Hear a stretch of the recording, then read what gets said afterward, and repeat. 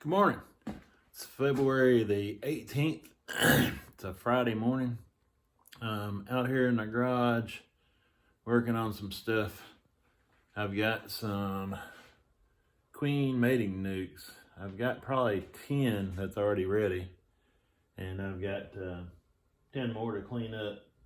Let's see, 1, 2, 3, 4, 5, 6, 7, 8. 9 or 10 more to clean up and get ready. So that's what I'm out here in the this morning doing.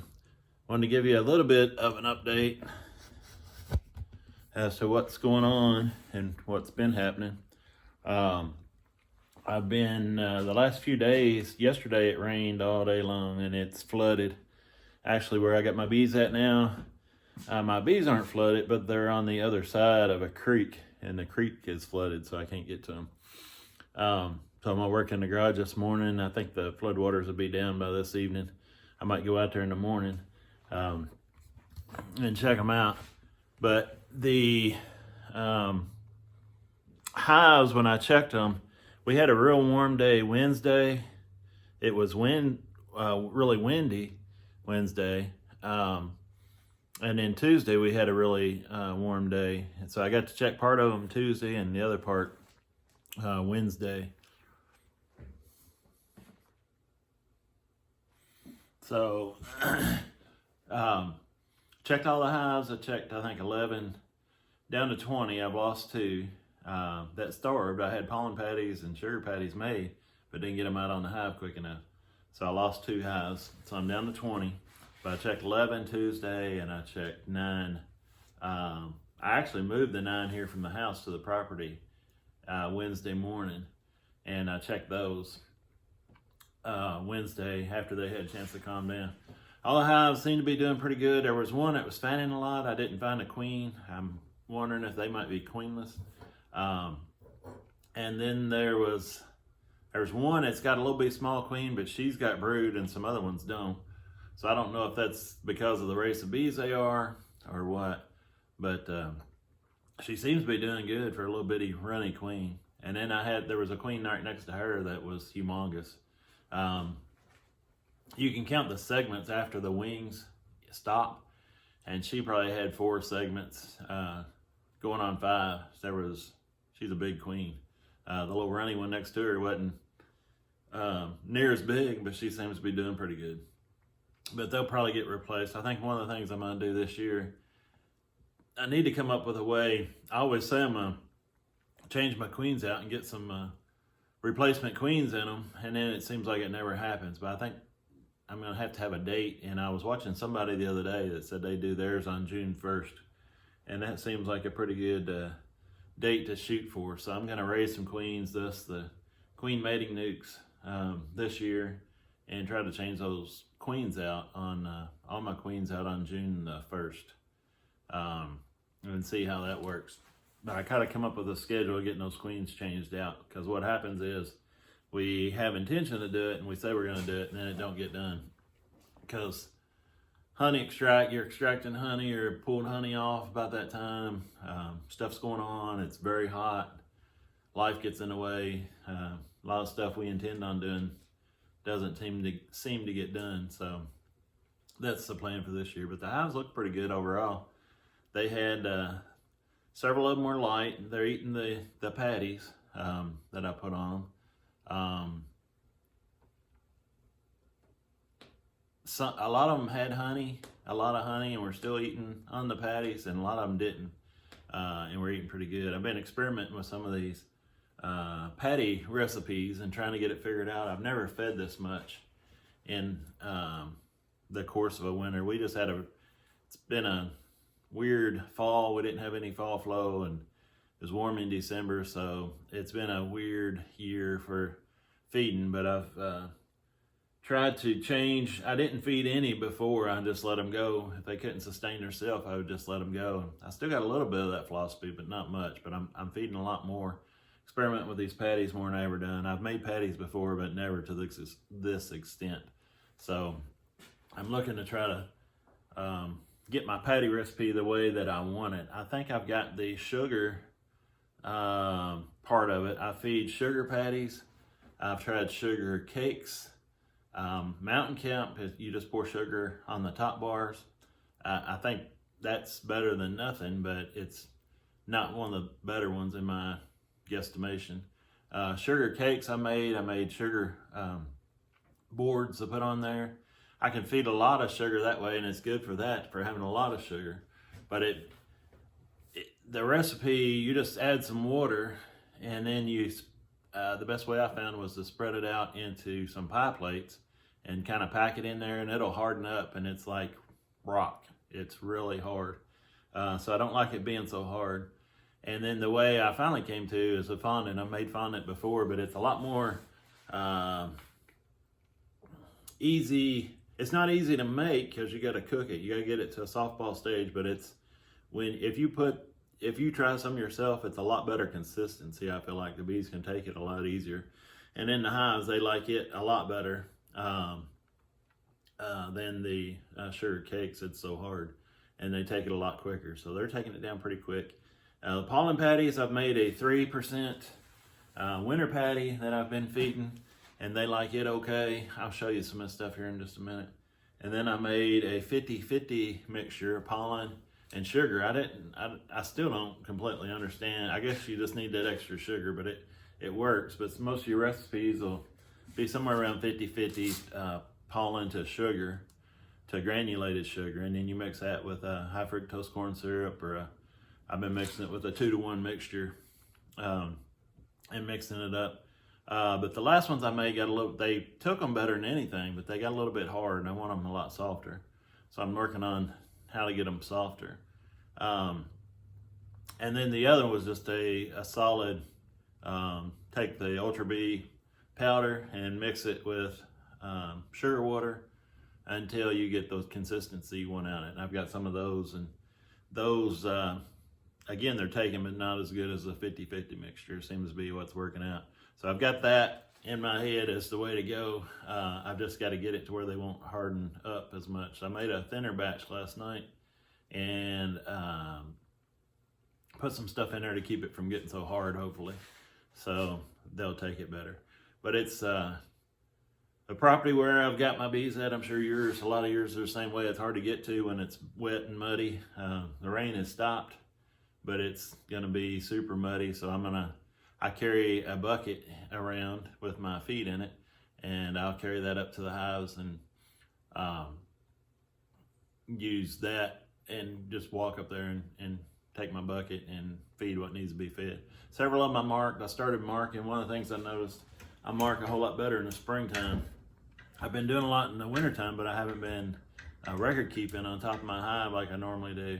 And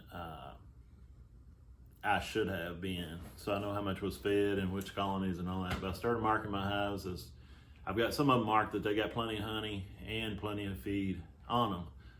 But there's some other ones that don't. So I'll pop the top. I've been popping. It's pretty easy to pop the top. The bees heat the cluster again. They don't heat the box, so I don't have any problems with popping the top off and looking at the top of the cluster and putting some patties in there. Sometimes you'll get one. Makes it easy on a cold day because it's too cold for them to come out and get you. But it makes it pretty easy to get in there and just lay a pollen patty or a sugar patty on there. But I try to give them a little bit of both, and not so much for different reasons. Yeah, I want them to start brooding up. We'll get probably the next few warm days. We're supposed to have some warm days this next week. We'll get pollen in from the maple trees. But I want them to start brooding up, and pollen will help them do that. But more than anything, I'm looking at nutrition and just making sure their needs are met as far as having good, strong, healthy bees. It's not starving or needing protein or carbohydrates or anything. So I can feed and have that on there for them, and it's right there at the top bars where they can get it. And hopefully their nutrition's a lot better, and it makes for a whole lot healthier bee going into springtime. Pretty satisfied with the way they look now. I've got some with a frame full. If you put it together, it'd be a full frame of brood. That was about the most I seen. And I've got some that, I found the queen in. I don't think they're queenless. But they didn't have any brood and hadn't started brood. And I would guess, I talked to one guy online, And he was asking what breed they are, because some bees will build up quicker than others, and I would guess that would have to do with the breed. And of course, I don't know the breed because I caught most of these in swarm traps. So we'll see how they do. But I want to raise queens off the ones with the traits that I like, and hopefully next year I can, with my home raised queens, off the ones that I like, they'll build up and be a lot more consistent. So build up at the same rate, and I can treat it at the same time, feed it at the same time. Won't be so variable. So I'm going to show you a little bit of what I'm doing now, some of the pollen patties and these swarm boxes, and give you a little better close-up view of them.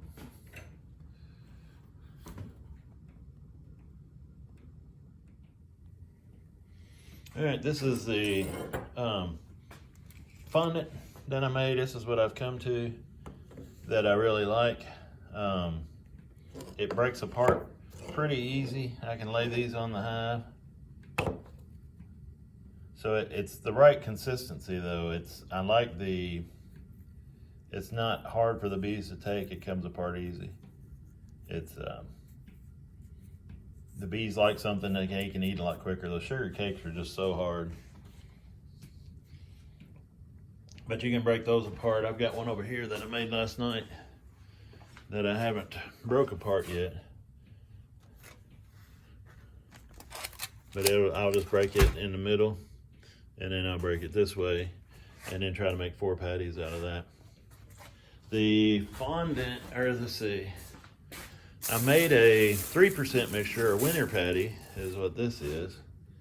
And they take it pretty good. It's harder. It's more crumbly. I can show you. It's a lot more powdery and crumbly. And they take it okay, but they don't take it as good as something softer. This is the patties that I made with just the Ultra Bee powder. That's all they've got in them, and it's mixed with sugar water. So they'll take it, but they don't like it as well as something that's a little softer that holds together a little better. And I don't like putting that on I like to be able to put it on the top bars, and it's a little bit too crumbly. So I've got a few of them that I made. I've got a bag of those. All these will go in my bucket and will be fed, but trying to find out what's liked better. And then these are the ones I made last night. I made one batch that was a little stiffer.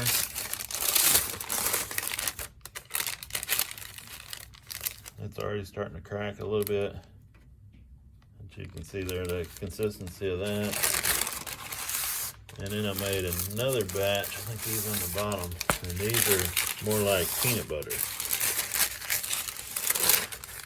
And again, there you can see what I'm doing up there. So I'll leave these on the paper so the bees don't get stuck in it, and put cuts in it. But I think they're going to take that a lot better, being that consistency. But I've got the paper on them is parchment paper, and then I'll just wrap it and close it up, and then turn it over.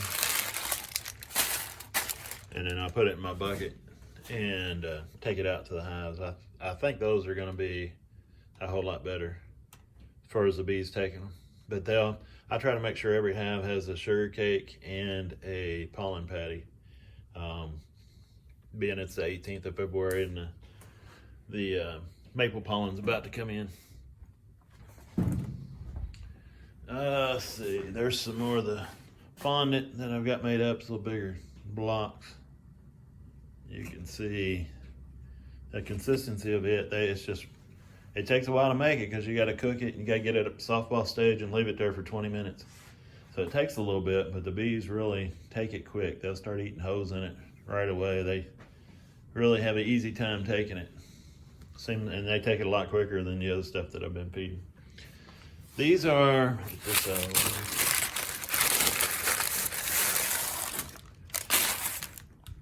these are the my mating nucs once I raise my queens, I've got the cell bars, and I'll raise them, graft into the cell cups and put them in a starter colony and probably a finisher colony, and then I'll put my cells will go into these. But this is what I use for queen mating. It's got an entrance on each side. It is 1 bee is what can fit through there. Everybody says, well, they robbed my queen mating nicks out. Well, I would say your entrance is probably a bit too big. I've never had a problem with, they can defend. There'll be enough bees in there, if you make sure they're strong, that they can defend that and not get robbed out. But each side has an entrance. There's 4 compartments in here, and each side has its own entrance.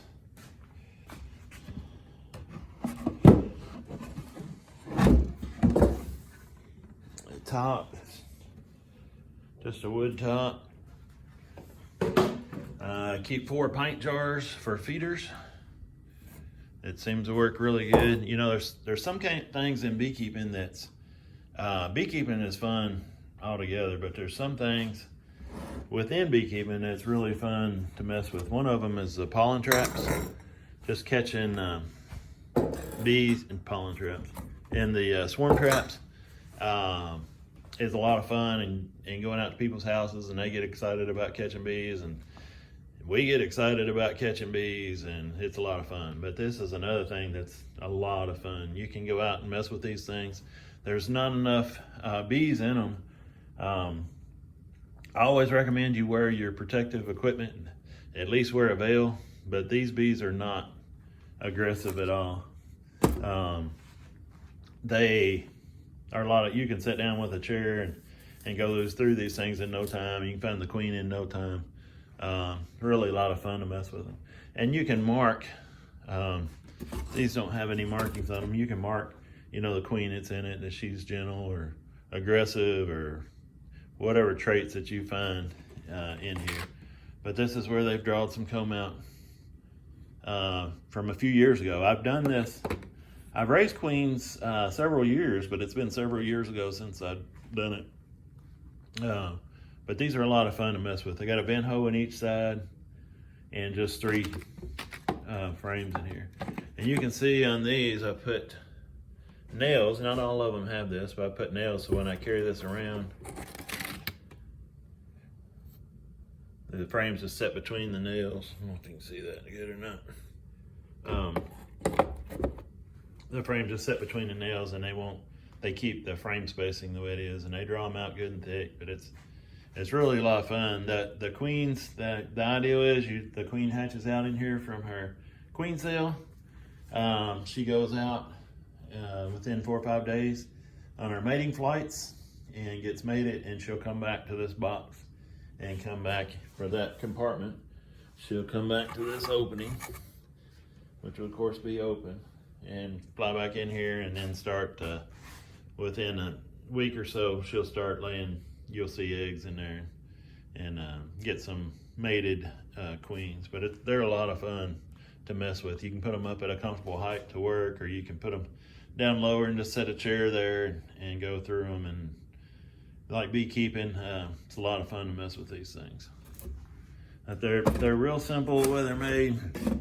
They've just got these dividers, which is a 1/4 inch luan, and a groove cut in them to divide the compartments. You can also take the divider boards out and put extra frames in, and to get them started, you could dump a swarm in here and get them started, and then section it off, and then give them a queen cell. There's a lot of things you can do with it. You can dump bees in here from another, you know, couple, 2 or 3 of your hives. You've got to get some bees in here to get them started though. But you can take these out and use, you know, 6 frames, make that 1 compartment, make it 3 compartments, make it all 4, take all the dividers out. There's a lot of things you can do with them. But just like, you know, it's record keeping, just like anything. So all these are marked. Each compartment is marked with a number, so you know which queen that you have and where they came from.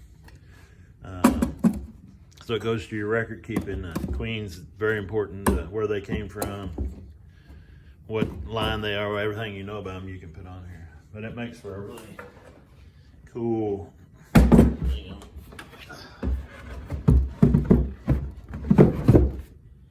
that's all put back together. Really cool way to get your queens mated. They're different color boxes. This is another one that I've made. I painted mine, I think, white, which is that one, and then blue, and then a gray color, so they can tell them apart, 3 colors. So I've made, I don't know how many. These are ones that I made. That one there is one that somebody else made, a friend of mine that got me started on this. You can see it's a little bit different. But he's got some. I made mine to my dimensions. He didn't have a board under there, so I've got to fix that. But there's always stuff in beekeeping you got to fix. But he made these boxes just for getting started. And you can see the kind of work that needs to be done. Just getting these cleaned up, getting some wax back in it. There's some notes. I don't know if we can read it or not.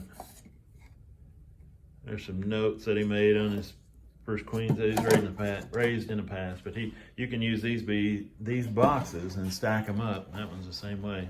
No dividers. These are just starting boxes to get these frames drawn out and get some bees in here. But that's the job for today, is to get those cleaned up and make sure they're ready to go come springtime. Hopefully I'll have a bunch of queen cells that need to be mated. I can put them in here.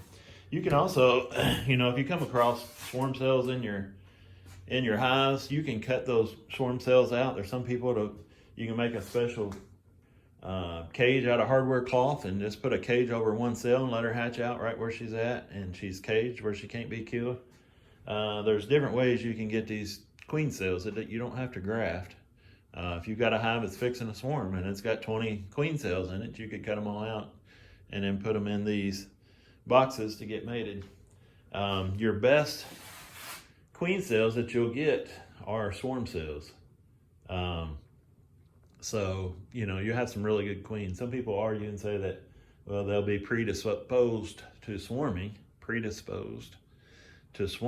but I don't agree with that. I think they're predisposed to being super strong colonies, and that might cause them to swarm, but that's the job of the beekeeper, is to make sure that they don't. The only hives that I've had, and other people say they have hives that don't have many bees and still swarm. The only hives that I've had swarm is because they were overcrowded. So it wasn't, in my opinion, genetics, it was overcrowding.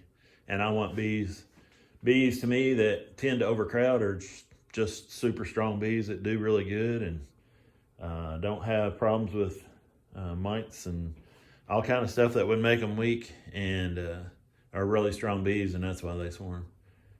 But that's pretty much what's been going on, and what's happening today is getting these cleaned up to go back out. That's what I do, is I put stuff in here that needs work, and as soon as I get it cleaned up, then I'll take it out and put it where I need to store it or where I need to have it until the time comes to use it. So I don't think there's too much else in here I've got to show you. I've been making a few frames, got a few plastic frames that would have to be waxed. Got a walnut live edge board there. It's about almost 3 inches thick. I'm gonna try to do something with it. I gotta get it flat and I'm not sure what I'm gonna do with it. I think I showed you everything over here. Some of my pollen patties.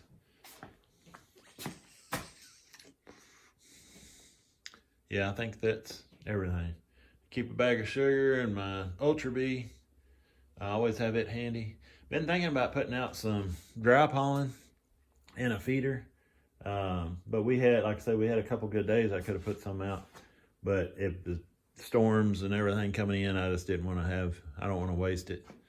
Too much money to waste, even though I got powder laying back there. But yeah, I might try to put out some dry pollen here for too long too. It's getting time. Because like I say, especially here in Kentucky, the maple blooms are about to pop. The next warm days that we have, I've already heard some people have seen some coming in. I seen one bee in the checks that I did Tuesday and Wednesday that had what looked like red pollen on her legs, on her hind legs. And she was in the hive. I didn't see her coming in. But I seen her one time and then couldn't find her again. She got, in the course of trying to get things done, she got where I couldn't see her. So, but I did see one bee with red pollen. So we'll see. Got my bucket, my cleaning bucket, and it's always a mess in here needing swept, something. So got my work cleaned up for me. It's what I've been doing all winter long. So I'll throw a bunch of crap in here and mess it up and then work on getting it cleaned up and getting it out and ready to go. So that's what's going on. And I appreciate you watching. If you got any comments or suggestions, leave them below. And I'll see you on the next one.